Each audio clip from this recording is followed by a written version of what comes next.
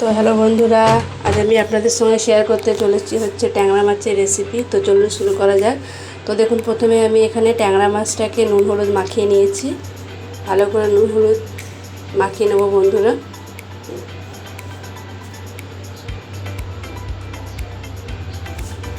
নুন হলুদ মাখিয়ে নেওয়ার পরে দেখুন, আমি এখানে কড়াইটা আগে থেকে বসিয়ে দিয়েছিলাম যাতে গরম হয়ে যায়।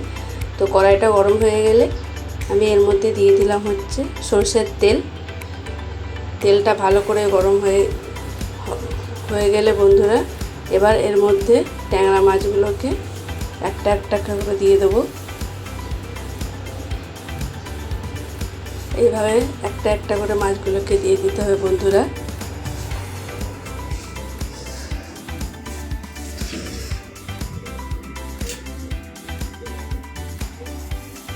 এবার মাছগুলোকে একটু উল্টে দেবো বন্ধুরা।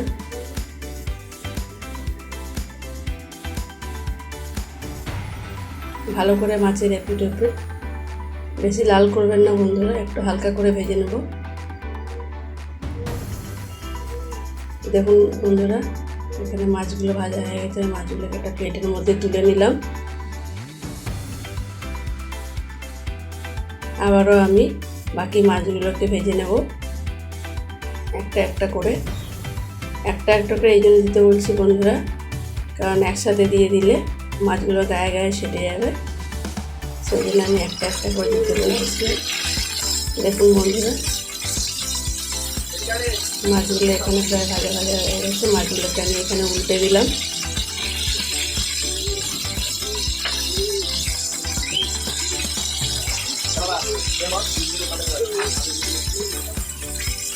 চলুন এবার মাছগুলোকে উঠিয়ে নেওয়া যায়।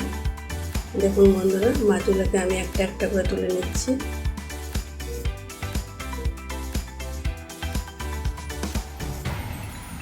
মাছগুলো তুলে নেওয়ার পরে এই তেলের মধ্যেই আমি দিয়ে দেবো হচ্ছে এখানে সামান্য একটু কালো জিরে। কালো জিরেটা দেওয়ার পরে আমি এর মধ্যে দিয়ে দিলাম হচ্ছে সর্ষে বাটা।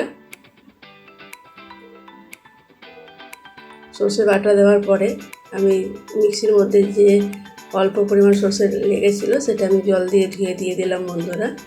কারণ আপনারা সবাই জানেন, মশলা যখন আমরা করি তখন মিক্সির মধ্যে অর্ধেক মশলা থেকেই যায়।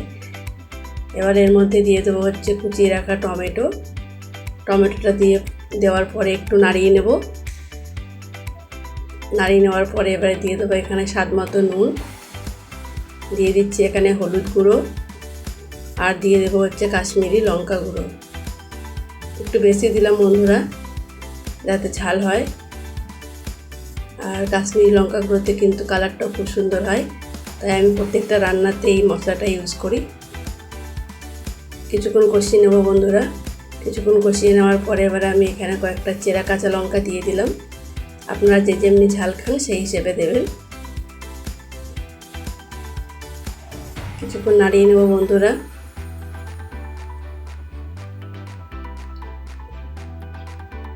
কিছুক্ষণ নাড়িয়ে নেওয়ার পরে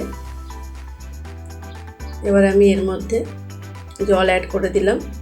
যেহেতু এটা ঝাল করব বন্ধুরা, তাই বেশি জল দেবো না, নাহলে ঝোল হয়ে যাবে।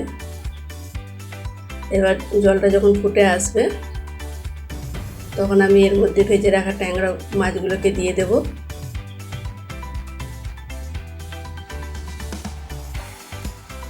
মাছগুলোতে দেওয়ার পর একটু হালকা করে নেড়ে দেবো বন্ধুরা। এবার মাছগুলো যখন ফুটে আসবে তখন আমি এর মধ্যে ধনেপাতা দিয়ে নামিয়ে নেব। তো দেখুন বন্ধুরা কতটা সুন্দর হয়েছে, দেখতে পাচ্ছেন বন্ধুরা কত সুন্দর হয়েছে দেখতে।